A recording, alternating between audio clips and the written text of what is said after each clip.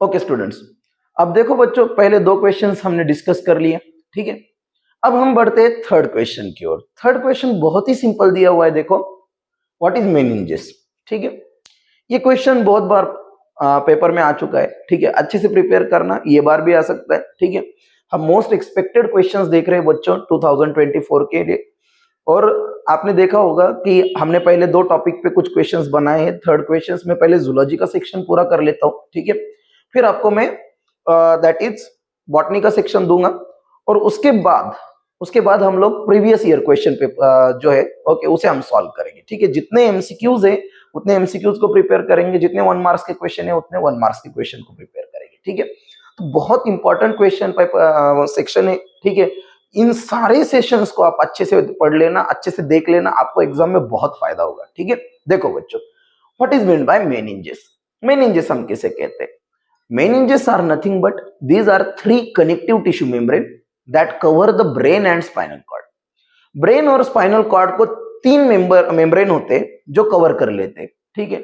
उसे हम क्या नाम देते हैं? दैट इज मेनिंजेस, ठीक है। बहुत सिंपल सी डेफिनेशन है, the three connective tissue membrane that cover the brain and spinal cord, ठीक है। तो उसे हम क्या नाम देते हैं बच्चों? Meninges. And these meninges are namely the outer one is called as a dura mater, ठीक है। बाहर के मेम्ब्रेन को हम नाम देते हैं dura mater. The middle one is called as a arachnoid mater, middle one is called as a arachnoid mater, and the last one is called as a pia mater, ठीक है। तो ऐसे थ्री टाइप्स के क्या होते हैं हमारे पास? Meninges होते हैं, ओके। ड्यूरा मैटर सबसे बाहर है, एरेक्नॉइड मैटर बीच में, okay, that is middle part, and पिया मैटर सबसे इनर मोस्ट है। एक बार ऐसे भी पूछा गया था क्वेश्चन में कि इसमें से कौन सा लेयर वैस्कुलर है, ठीक है। अब आपको पता है पिया मैटर ब्रेन के क्लोज है, और ब्रेन को तो सबसे ज्यादा ब्लड सप्लाई की जरूरत है, ठीक है। तो पिया मैटर वैस्कुलर लेयर है, ठीक है। मैं लिख देता हूं लगा, तो पिया मैटर वैस्कुलर है, और ये दो जो है ड्यूरा मैटर और अरेक्नॉइड मैटर, ये दो मैटर्स अवैस्कुलर है, ओके। और ये ड्यूरा मैटर और अरेक्नॉइड मैटर जो है, इन दोनों के बीच में एक स्पेस है बच्चों, that is called as a subdural space. और अरेक्नॉइड मैटर और पिया मैटर, इसके भी बीच में एक स्पेस है, that is called as a sub arachnoid space, ठीक है। आपको कुछ नहीं करना, सिंपल ध्यान में रखो, ड्यूरा मैटर और अरेक्नॉइड मैटर के पहला वाला मेम्ब्रेन कौन सा है? Dura mater. उसके सामने सिर्फ सब लिख देना है आपको, ठीक है। So the space between dura mater and arachnoid matter is called subdural space. फिर आप इसका बता सकते हो, अरेक्नॉइड मैटर और पिया मैटर के बीच में कौन सा स्पेस होगा? सब arachnoid space. Remember, dura mater और अरेक्नॉइड मैटर के बीच में का जो स्पेस है, सबड्यूरल स्पेस, यह सेरस फ्लूइड से भरा होता है। और अरेक्नॉइड मैटर और पिया मैटर, इनके बीच में का जो स्पेस है, ये सीएसएफ से भरा होता है, ठीक है। ये किस चीज से भरा होता है? सीएसएफ से भरा होता है, ठीक है। तो ये था हमारे पास मेनिंजेस। सेकंड क्वेश्चन हमारे पास है बच्चों, what is the function of CSF? CSF का क्या फंक्शन है, ठीक है। देखो, अभी के लेक्चर में मैंने आपको बताया सीएसएफ एपेंडाइमल सेल बनाती है, ठीक है। दूसरी चीज कहाँ प्रेजेंट होते हैं वो भी मैंने आपको बताया, वेंट्रिकल्स में होते हैं, सेंट्रल कैनल में होते हैं, ठीक है। अब सीएसएफ का क्या फंक्शन है? देखो बच्चों, सीएसएफ का सबसे इंपॉर्टेंट फंक्शन है, it protect the brain from mechanical injury. ये ब्रेन को मैकेनिकल इंजुरी से प्रोटेक्ट करता है, ये सबसे पहला फंक्शन है। दूसरा सबसे इंपॉर्टेंट फंक्शन है, it provide the oxygen and nutrient to the brain. ये ब्रेन को ऑक्सीजन प्रोवाइड करता है, न्यूट्रिएंट प्रोवाइड करता है। ये काम किसका है? सीएसएफ का है, ठीक है। तो पहला फंक्शन में लिख देता हूं, ठीक है, protect from mechanical injury,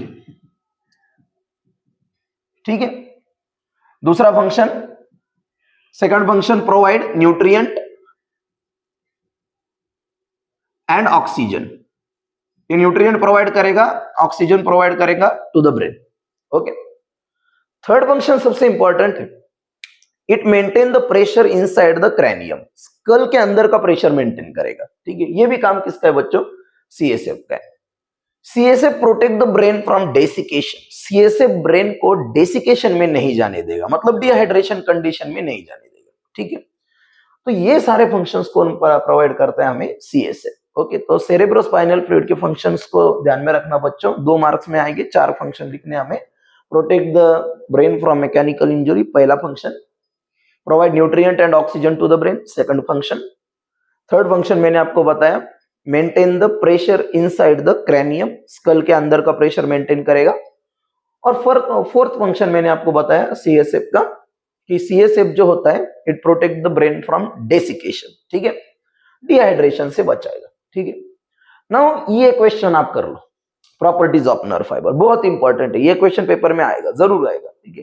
properties of nerve fibre, देखो बच्चों, वैसे तो अगर आपने अच्छे से पढ़ा होगा तो कम से कम मेरे ख्याल से 7 या 8 प्रॉपर्टीज आपको बुक में दी गई है, ठीक है, नर्व फाइबर की।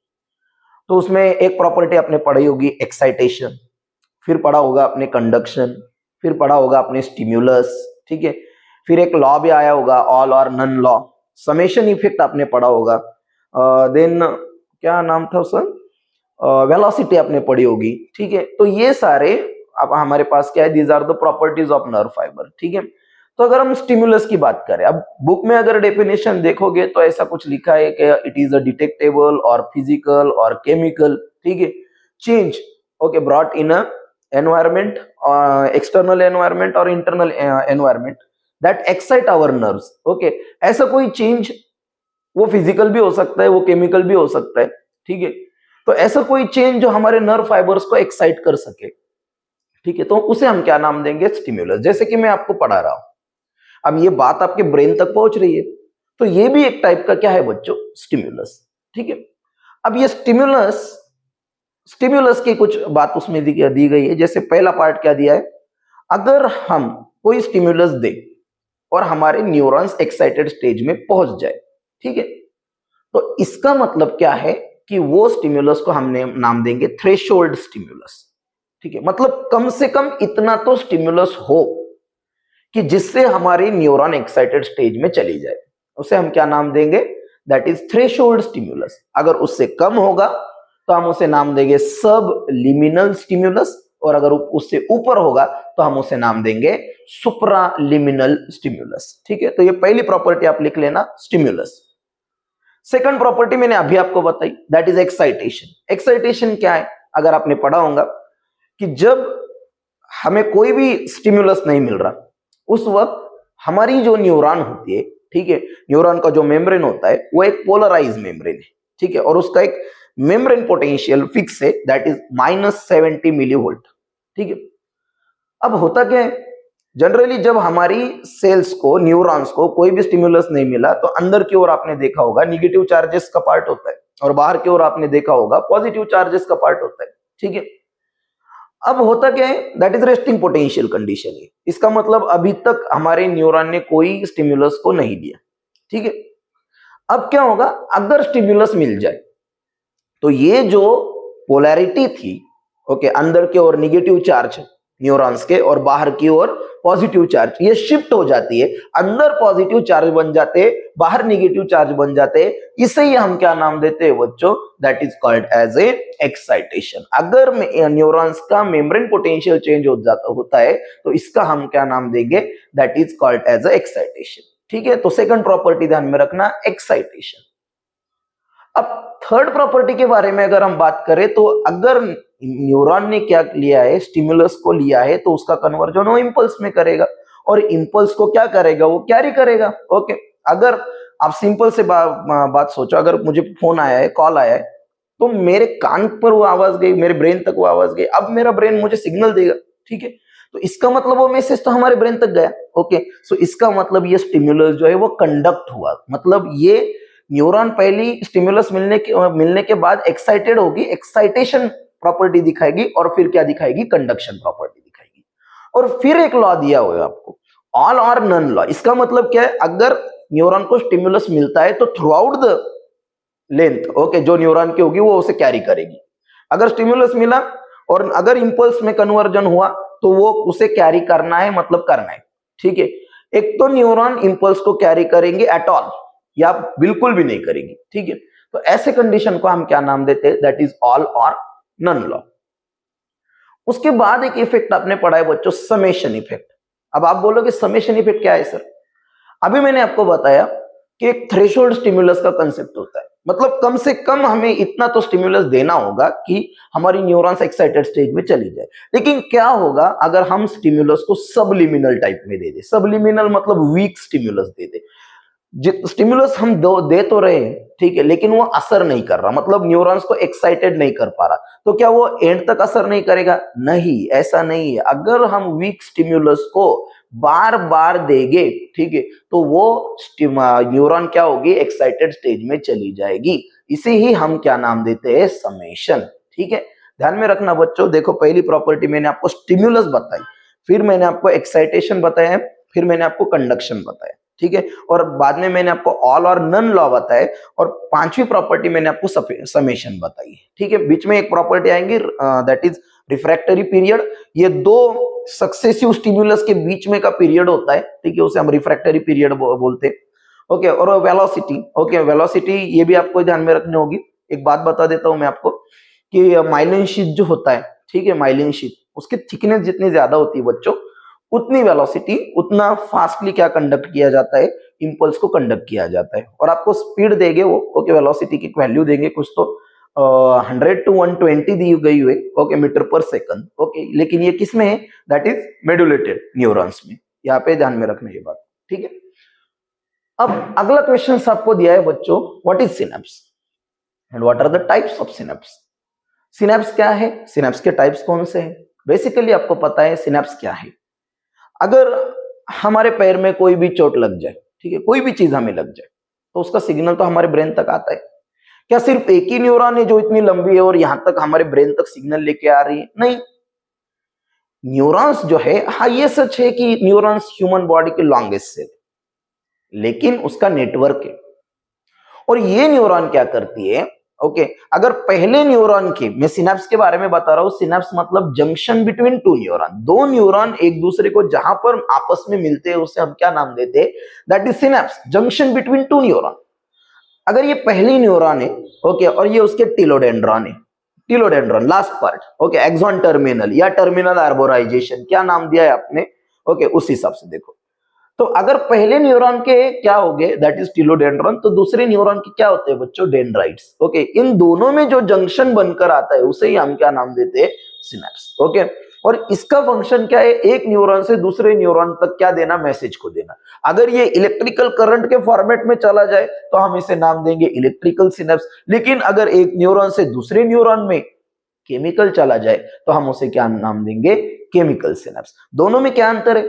दोनों में सिंपल सा डिफरेंस है। इलेक्ट्रिकल सिनेप्स जो है वो मैकेनिकल है, ठीक है, चार्जेस का शिफ्टिंग होता है उसमें, ओके, चार्ज करंट पासिंग होता है। केमिकल सिनेप्स में केमिकल्स ट्रांसफर होते हैं, that is neurotransmitters. Electrical synapse जो है वो फास्टर है, okay, as compare to chemical synapse. Chemical synapse slower है as compare to electrical synapse. Electrical synapse में जो दो न्यूरॉन्स के बीच में, that is pre synaptic neuron और पोस्ट सिनेप्टिक न्यूरॉन के बीच में जो गैप होता है, जिसे हम सिनेप्टिक क्लिफ्ट कहते हैं, वो नैरो होता है, ठीक है, समथिंग 2 to 8 नैनोमीटर तक। और केमिकल सिनेप्स जो है उसमें सिनेप्टिक क्लिफ्ट जो होता है वो ब्रॉड होता है, ओके, 20 to 40 नैनोमीटर तक कुछ तो वैल्यू दी होगी आपको, ठीक है। तो ये बेसिक डिफरेंस है, दैट इज इलेक्ट्रिकल सिनेप्स और केमिकल सिनेप्स। एक और बात आपको बताता हूं, इलेक्ट्रिकल सिनेप्स जो है, ओके, ये इसमें दोनों न्यूरॉन जो होते हैं वो मेड्यूलेटेड होते हैं, ओके, और अगर इसकी बात करें केमिकल सिनेप्स की, तो बेसिकली नॉन मेड्यूलेटेड है, क्योंकि हमने पढ़ा है कि माइलिन शीथ अगर होगा तो वो इंपल्स को फास्टली क्या करेगा? कैरी करेगा। और सबसे फास्टर सिनेप्स कौन सा है बच्चों? Electrical synapse. तो ये ध्यान में रखना। यहां पर ये भी क्वेश्चन आ सकता है कि what is the basic difference between electrical synapse and chemical synapse, ठीक है। बोर्ड ने आपको बहुत आसान कर दिया है। अभी बोर्ड आपको ऐसे क्वेश्चन नहीं पूछ रहा, गिव द डिफरेंस, ठीक है, अभी वो आपको पॉइंट पे देगा, ठीक है, जैसे कि स्पीड। अब बताओ इलेक्ट्रिकल सिनेप्स और केमिकल सिनेप्स में स्पीड किसका ज्यादा है? ऑब्वियसली इलेक्ट्रिकल सिनेप्स का स्पीड ज्यादा है, ओके, दैट इज वेलोसिटी ज्यादा है, किससे? केमिकल सिनेप्स से, ठीक है, न्यूरोट्रांसमीटर। यहाँ पे आप लिखोगे इलेक्ट्रिकल सिनेप्स में एब्सेंट, वहां पे आप लिखोगे प्रेजेंट, ठीक है। तो इतने सिंपल से क्वेश्चन है बच्चों। बोर्ड का एग्जाम बहुत आसान एग्जाम है, ठीक है, अच्छे से प्रैक्टिस कर लीजिए, ठीक है।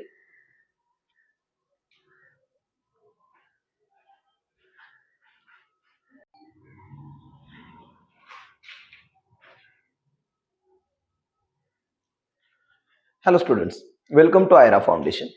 देखो बच्चों, लास्ट टाइम हमने लेक्चर्स में कुछ 6-7 क्वेश्चंस प्रिपेयर कर लिए थे, ठीक है, that is control and coordination के, दैट इज कंट्रोल के।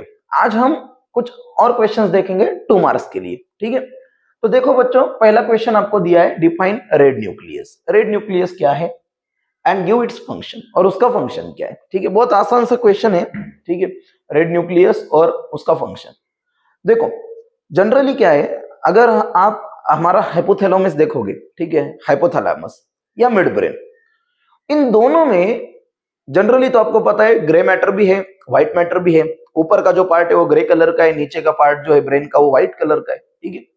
मतलब अंदर का पार्ट के बारे में हम बात कर रहे हैं तो वो व्हाइट कलर का है, ऊपर का पार्ट ग्रे कलर का है। लेकिन कहीं कहीं जगह पे ऐसा भी है कि व्हाइट मैटर के अंदर, ठीक है, बीच में, व्हाइट मैटर के बीच में ग्रे कलर के स्पॉट हमें दिखाई देते हैं, that is grey matter present है। ओके, व्हाइट मैटर के बीच में ग्रे कलर के स्पॉट नजर आते हैं, this is commonly called as a red nucleus. उसे ही हम क्या नाम देते हैं, रेड न्यूक्लियस। और इसका सबसे इंपॉर्टेंट काम है बच्चों, हमारे बॉडी का जो पोस्चर है उसे रेगुलेट करना, ओके। और मसल टोन, मतलब मसल की कॉन्ट्रैक्शन और रिलैक्सेशन के लिए जो स्ट्रेंथ की जरूरत है उसे कंट्रोल करना, ये सबसे इंपॉर्टेंट काम किसका होता है, रेड न्यूक्लियस का होता है। तो ये ध्यान में रखना, रेड न्यूक्लियस मैंने 2 जगह पे बताई है, एक हाइपोथैलेमस याद रखना और दूसरी जगह मिड ब्रेन याद रखना, ठीक है। अब सेकंड क्वेश्चन बहुत इंपॉर्टेंट है जो यहाँ पे दिया गया हुआ है, ठीक है, का name sensory motor and mix cranial nerves, ठीक है। देखो बच्चों, आपको बेसिकली तो पता है कि हमारी जो नर्वस सिस्टम है उसके 3 पार्ट है, ओके। पहला तो सेंट्रल नर्वस सिस्टम जिसमें ब्रेन आता है, स्पाइनल कॉर्ड आता है, ओके। सेकंड वन है हमारे पास peripheral nervous system. Peripheral nervous system में बेसिकली 2 पार्ट आते हैं, जो नर्व्स ब्रेन से निकलते उसे हम क्या नाम देते, क्रैनियल नर्व्स। जो नर्व्स स्पाइनल कॉर्ड से निकलते उसे हम क्या नाम देते, स्पाइनल नर्व्स। क्रैनियल नर्व्स कितने होते हैं बच्चों, 12 पेयर्स, ओके। और स्पाइनल नर्व्स कितने होते हैं, दैट इज 31 पेयर्स, ओके। अब आपको क्वेश्चन पूछा गया है कि name the sensory motor and mix cranial nerves, okay. पहले तो आप नाम बताओ, कभी कभी ऐसे भी पूछा जाता है आप उनका नंबर बताओ, ठीक है। तो अब आपको कैसे ध्यान में रखना है, तो इसके लिए एक छोटी सी हिंट मैं आपको बता रहा हूं, ठीक है। देखो हिंट में यहां पर लिख देता हूं, ठीक है। इस कॉलम में हिंट लिखेंगे हम लोग। हिंट ऐसी है, on occasion of party the attractive faces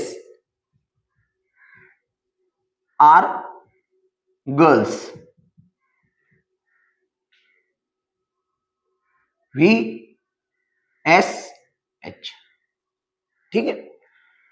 तो अब इस हिंट में आपको पहला लेटर लेना है, O स्टैंड फॉर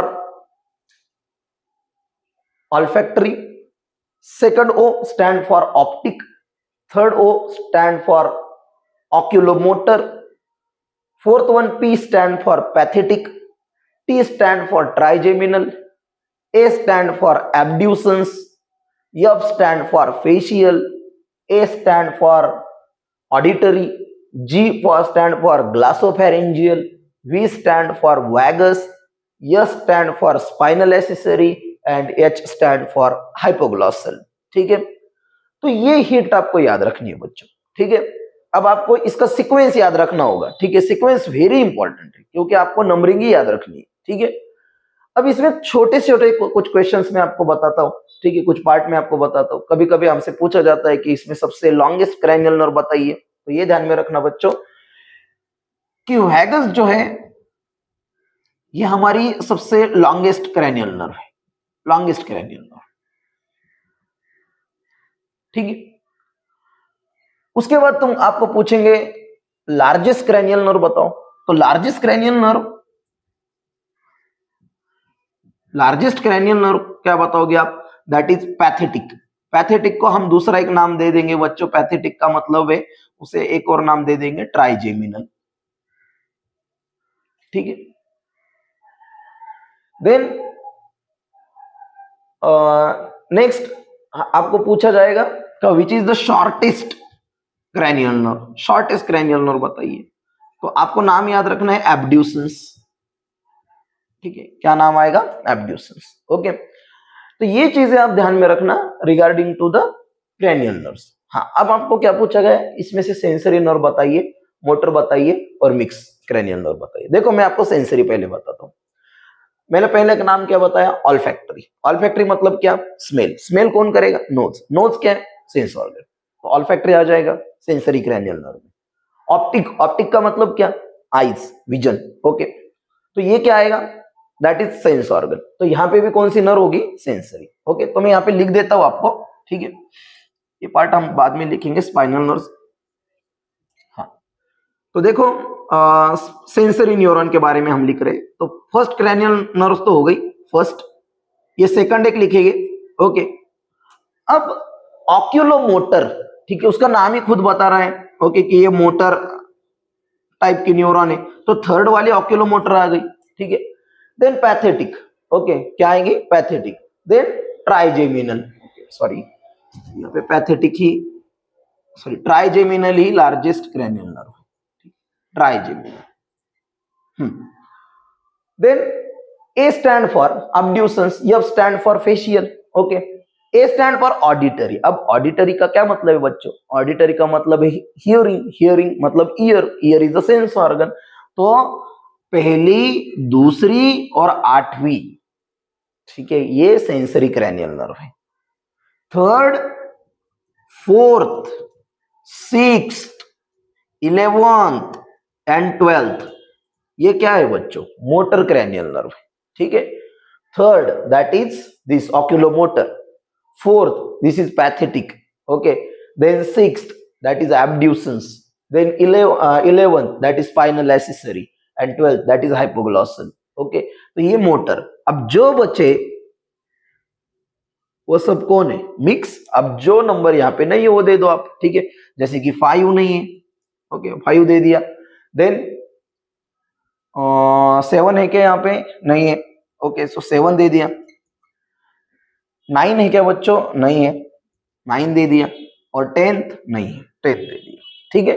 तो इस तरह से ये चीज ध्यान में रखना आप, हमारे पास 3 सेंसरी न्यूरॉन्स है, 4 मिक्स न्यूरॉन्स है और 5 मोटर न्यूरॉन है। इस तरह से भी आप याद रख सकते हो, ये पॉइंट बहुत इंपॉर्टेंट है। Vagus nerve longest cranial nerve है, लार्जेस्ट क्रैनियल नर्व का नाम मैंने आपको ट्राइजेमिनल बताया है, ओके, और शॉर्टेस्ट क्रैनियल नर्व का नाम मैंने आपको एब्ड्यूसेंस बताया है, ठीक है। अब उसके बाद एक क्वेश्चन था यहाँ पे, ठीक है, आपने देखा होगा कि नेम द स्पाइनल नर्व्स। अब स्पाइनल नर्व्स मतलब क्या, the nerves which are arise from spinal cord, okay, तो उसे हम क्या नाम देते हैं, स्पाइनल नर्व्स।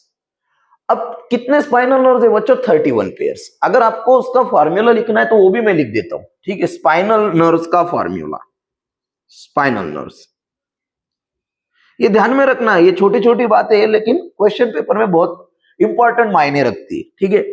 तो ये C8, TH12, L5, S5, CO1, ठीक है।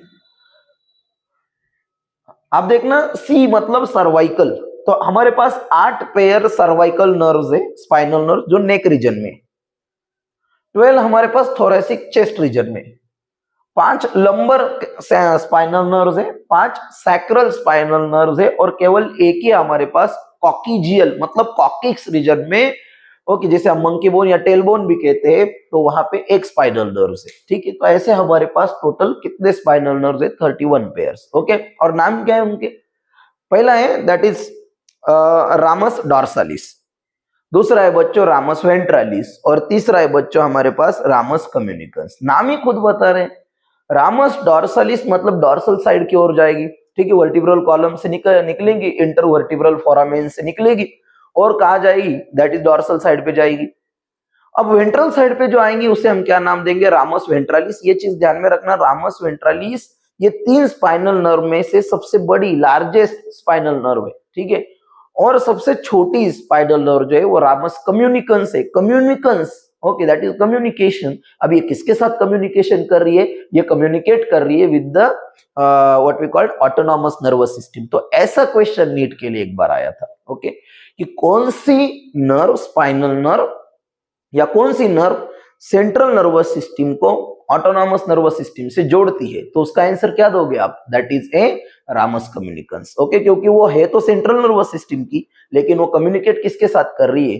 That is autonomous nervous system के साथ कम्युनिकेट कर रही है। ठीक है, तो ये चीज ध्यान में रखना बच्चों। ये था हमारे पास regarding to the spinal nerves.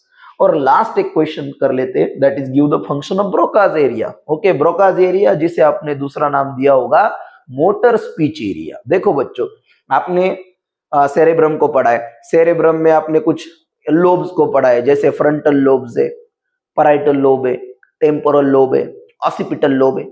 तो इसका जो फ्रंटल लोब है, इस फ्रंटल लोब में कुछ एरियाज है। ठीक है, तो इस एरियाज में एक एरिया हम स्टडी कर रहे हैं, दैट इज ब्रोकाज एरिया, और इसे हम क्या नाम दिए हैं? Motor speech area. ऐसे हम इसे क्यों कहते हैं? क्योंकि इस एरिया का सबसे इंपॉर्टेंट फंक्शन है बच्चों, ये जो हमारे थॉट है, इस थॉट को स्पीच में कन्वर्ट कर दे रहा है। ठीक है, थॉट को स्पीच में कन्वर्ट करना, ट्रांसलेट करना, ये काम किसका है? ब्रोकाज एरिया का है। ध्यान में रहेगा यहां तक? तो ये सारी बात आप याद में रखना। ओके, बहुत इंपॉर्टेंट पार्ट है ये। ठीक है, these are the 2 marks question of control and coordination.